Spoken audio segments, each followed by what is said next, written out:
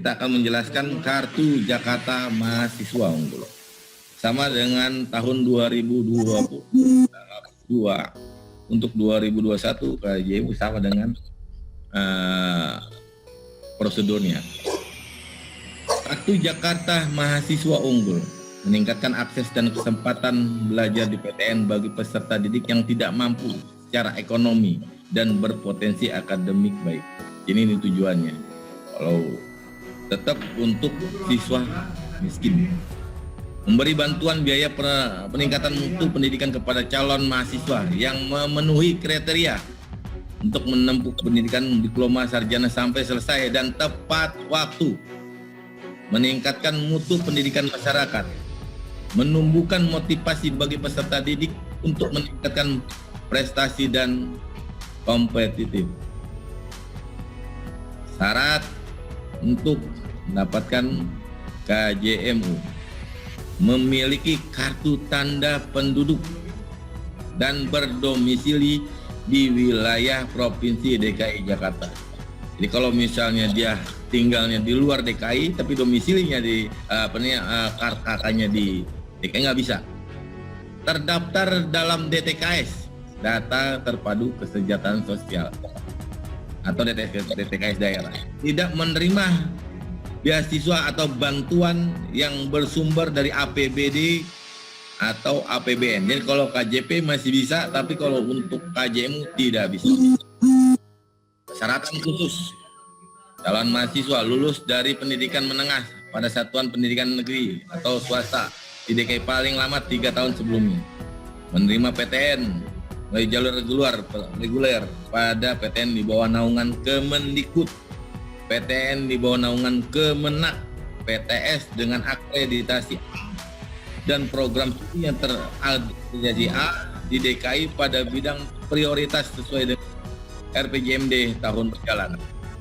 Mahasiswa lulusan dari satuan pendidikan paling lambat 3 tahun.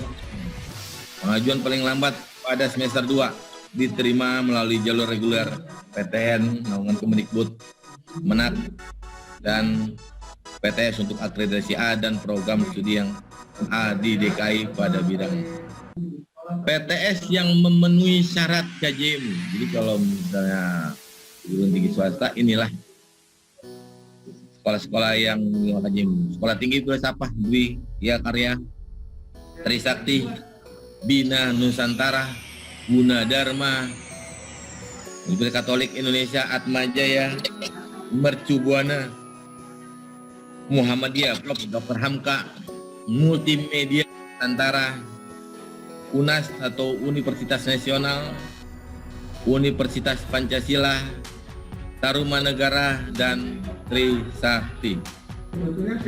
Sumber data KJMU: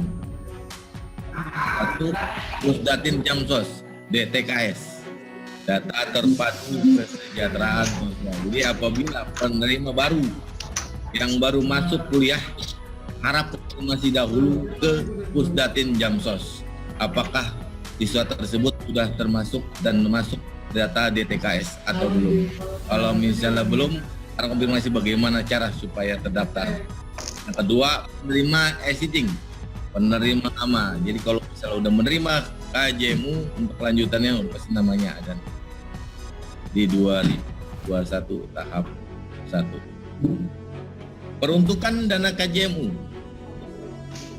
dengan nominal jumlah per semesternya 9 juta rupiah. Satu, biaya penyelenggaraan pendidikan. Biaya penyelenggaraan pendidikan adalah biaya yang dikelola oleh PTN atau PTS. Biaya pendukung personal. Biaya pendukung personal ada bantuan biaya hidup yang dapat berupa biaya buku, makanan bergizi, transportasi, peralatan dan perlengkapan, atau biaya pendukung personal lainnya seperti kalau di luar DKI mungkin biaya kos. Kewajiban penerima KJM menaati seluruh ketentuan peraturan perundang-undangan, menjaga dan menjunjung citra serta nama baik pemerintah daerah DKI Jakarta, mengikuti perkuliahan pada program studi yang telah dipilih, mengikuti kegiatan pelatihan kepemimpinan, seminar atau kegiatan lain menunjang, meningkatkan kompetensi atau pengabdian masyarakat di luar program wajib PT, melaporkan hasil kepada Pemda, surat pernyataan kesanggupan, menyelesaikan pendidikan sesuai jangka waktu, laporan tertulis kepada gubernur prestasi akademik setiap semester, melampirkan fotokopi KHS setelah penyelesaian pendidikan, mengikuti kegiatan pelatihan. Lanjut.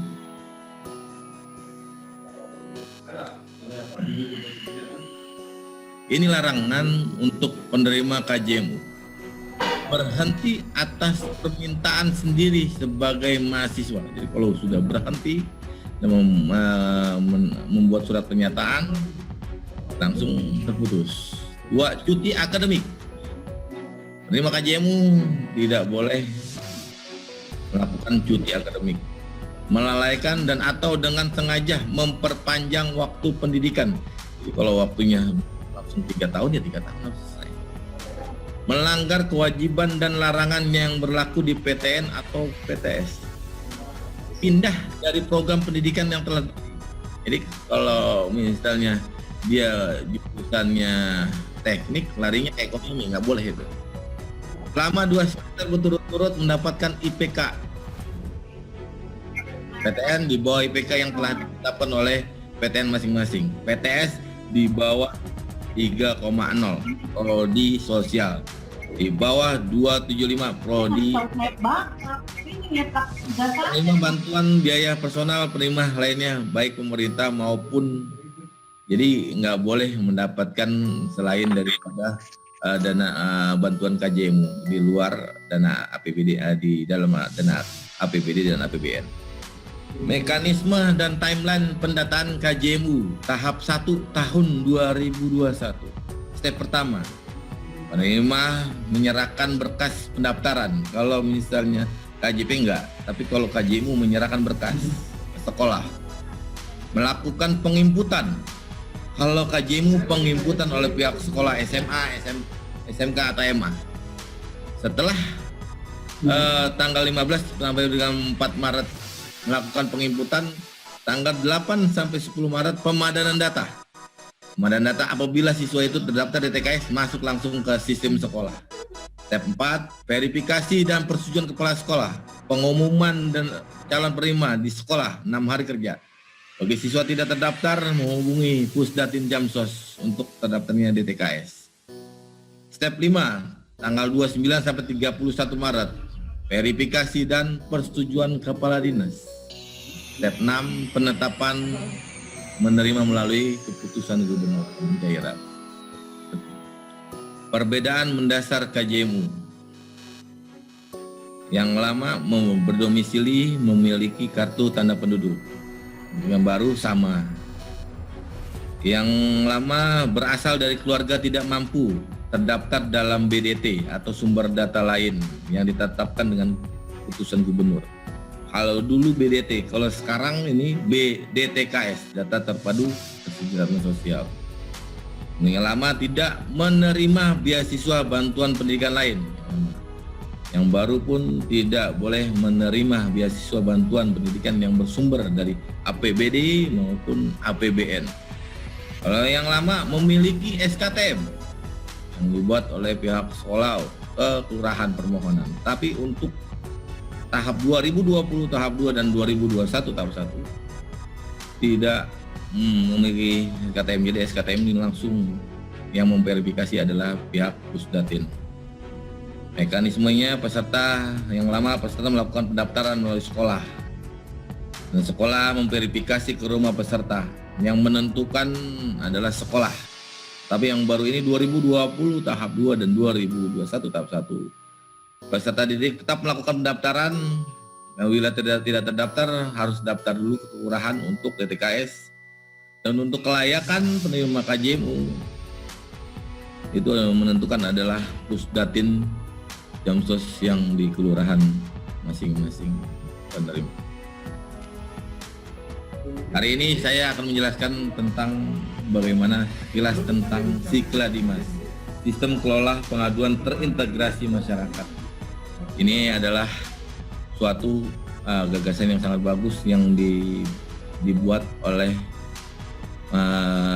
dulu mantan KUPTP 4OP yang sekarang ini menjadi Kepala Dinas Pendidikan DKI, Bu Nadiana, telah membuat suatu inovasi tentang Sekladimas, sistem kelola pengaduan integrasi masyarakat. Dapat digunakan untuk alat untuk meningkatkan kualitas pelayanan KJP Plus kepada masyarakat dengan menyediakan data digital dan pengelolaan pengaduan yang terintegrasi dengan masyarakat serta stakeholdernya terkait. Cakupan Sekladimas ini meliputi satu, pengaduan koreksi data. Pengaduan koreksi data itu namanya perubah nama penerima KJP atau KJM. Pengaduan rekening, dengan ada rekening atau double rekening, bisa langsung ke sini dan membuat surat. Pengaduan lainnya itu mencakup banyak, tentang ke sekolah, tentang penerima, tentang masyarakat yang datang ke P4OP. Pelayanan pendebetan SPP sekolah swasta. Lanjut.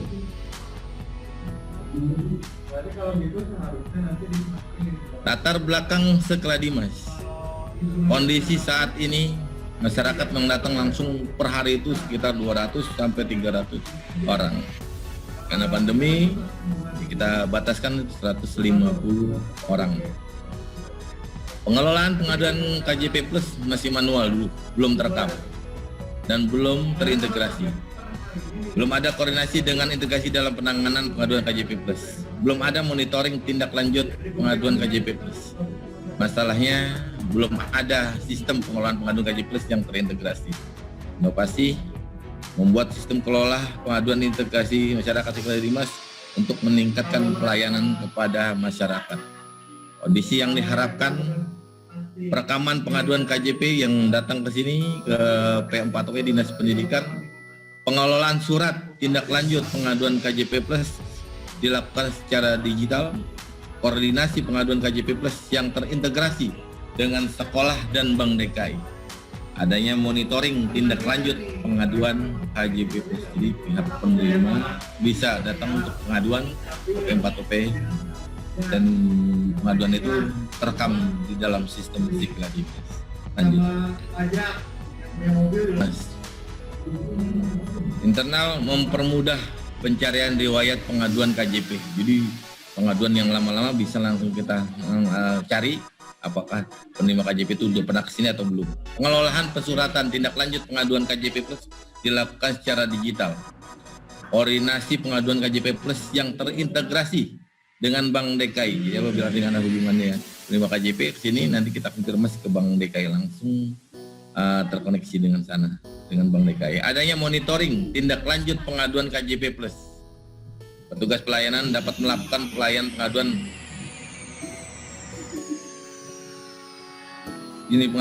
Plus, meningkatkan pengawasan ketepatan data peserta pendebetan SPP sekolah swasta. Eksternal, pengaduan KJP Plus diproses dengan waktu yang lebih singkat. Masyarakat dapat monitoring pengaduan KJP Plus secara langsung, real time dengan bukti nomor pengaduan KJP Plus. Masyarakat hanya perlu datang satu kali untuk melakukan pengaduan KJP Plus. Jadi kalau membuat surat hanya satu hari. Dikarenakan pandemi ini kita bataskan 150. Masyarakat mendapatkan kepastian waktu layanan. Lanjut. Sini ada info lebih lanjut. Website kita kjp.jakarta.go.id. Nomor telepon P4OP Dinas Pendidikan 021 857 1012. Fax P4OP Dinas Pendidikan 021 851 6505. WhatsApp P4OP Dinas Pendidikan 0812 8483 4229. Demikian paparan kami dari P4OP. Saya ucapkan banyak terima kasih.